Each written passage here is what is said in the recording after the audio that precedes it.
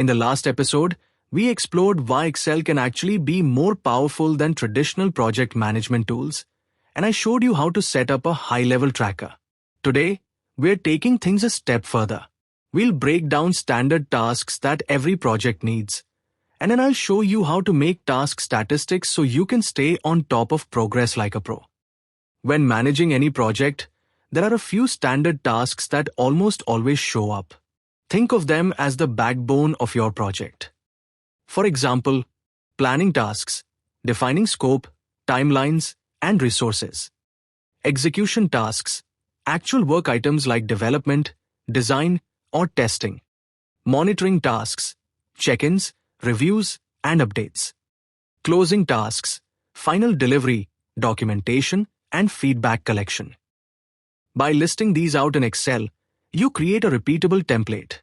This means every new project starts with a solid foundation instead of reinventing the wheel.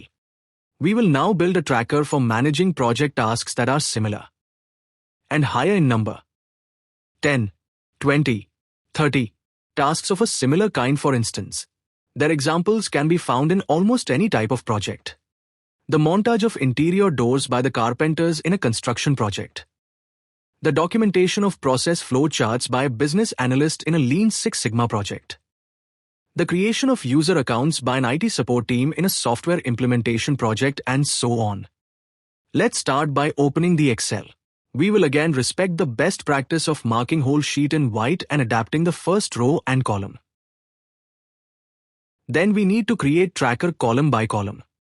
In this case, we will have more rows, hence I will number them and have the first column as number marked. We will format the column title as we did in the previous lesson. You can write the numbers below by typing 1 and 2 in the first two cells. Then select both cells and drag down. Excel understands you want to create a list, so populates and gives you the sequence. Let's say we have 19 tasks here. For this table, we will apply all borders from the Borders menu on the Home tab. And we will optimize the column width by double-clicking on its right border above like that. The next column is the task name. Note it is very important to add a name that is not confusing to remember. So, always name the tasks clearly. Use the documentation of process flow charts by a business analyst in a Lean Six Sigma project as an example. Assuming the processes are related to the F&A department, we list the exact names of the processes. Okay, we now have the processes names listed in the task column. Just remember, this list has to be agreed upon with the stakeholders before the business analysts start working on it. Moving on, the next critical information will be who is responsible for each task. Let's say in our case we have two business analysts, Jessica and Mark. After agreeing who will do what, we can include a name against each of the tasks. Note if in your project there is only one person responsible for all tasks. It will not make much sense to have this column. It would just waste space without providing valuable information, so you can skip it in such cases. Next one, you already know how to set it in Excel, so we won't repeat the steps here. If you're still in doubt, feel free to review the previous lesson again. The next column is about the completion percentage. Here we will be tracking the progress using the conceptual range 0 to 100. When the tasks take more than 1 day, let's say, this column gives valuable information on the actual status. If one process mapping takes 5 working days on average, the business analyst will be updating the completion percentage each day. If, for example, after day 3 the progress is above 60%, that will be a good indicator that things are progressing normally. However, if after day 2 the progress is 10, let's say, this will make the project manager ask questions right away. Attention! This column is very useful but needs to be managed carefully as the decision on the percentage may often be subjective. The one thing you don't want is to have a good completion percentage which is not reflecting reality. This will mislead the project manager and the stakeholders to think that everything is okay, while the true progress is actually way lower. Expectations management should be carefully performed by the project management here. My advice is to always be on the safe side and be more conservative in the percentages you or your team member adds here. With the percentages in place, we can calculate a total number indicating the overall progress so far. We will use the average formula in Excel, type equals and then average. Now you need to select the cells for which the average will be calculated. Select all completion percentage cells. When ready, click Enter. There you have it, an overall completion percentage number. Attention, this total will be correct if the tasks are very similar in terms of effort needed to complete one. If the processes in our case take about 5 days each, the overall completion percentage will be realistic. However, if some of the processes take 2 days and others take 10 days, the simple average will not be a correct representation of the reality. This needs to be taken into account when agreeing how to present progress in this way. Finally, we leave one free text column for comments. We are already familiar with the purpose of this one, right? Okay, we can finish with some formatting. Again, we put the total row in bold. We can increase the row height. Use the middle align so text is centered. Here we have our work tracker. With this document, the project manager and the team can keep control on all tasks, catch any delays in a timely manner and monitor the work progress transparently. So useful. Moving on to next case.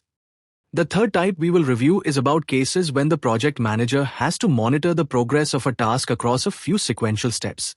Imagine that as part of your project, a new department or new team will be established, 5 new employees need to be recruited, then on board to the company and finally to be provided with access to an important corporate system.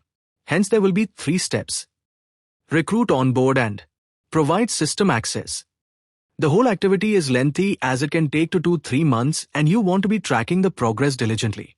So whenever one step is ready, the next one starts immediately without wasting any time in between. We begin as usual, column by column. First one can be a number indicator again. In the second column where we usually add the category or task name, we will have the name of the new employee in this case. Next we will have status. However, we will have one status column for each step. In this case 3 columns, one for recruitment, one for onboarding, and one for the accesses. A little bit of formatting is needed here as we have a lot of text in each cell. I will select the cells and wrap the text like that and then adjust the columns width altogether. Okay, we can use the status drop-downs we already created previously. We copy and paste these for all rows below the 3 headers. Now if you want to avoid having the word status in each title box, we can insert an additional row under the title area. We copy and paste the content of the cells. We can remove the text from the row above by selecting them and pressing the delete button on your keyboard. Then we merge the 3 cells above the status names and name it status. We can delete the word status from the 3 cells below. We need to optimize the height of these 2 rows by selecting them and then double-clicking on one of the main borders. Alright, finally, same tip for the final column, free text named comments. And we're done. Now we can comprehensively track the progress of the recruitment following the key steps for each new employee. As these are sequential steps, the status of a step cannot be more advanced compared to the status of the previous step, the one to its left. For example, if the person has not yet accepted their job offer on boarding, cannot have an ongoing status. As usual, we can do some final formatting to the title row.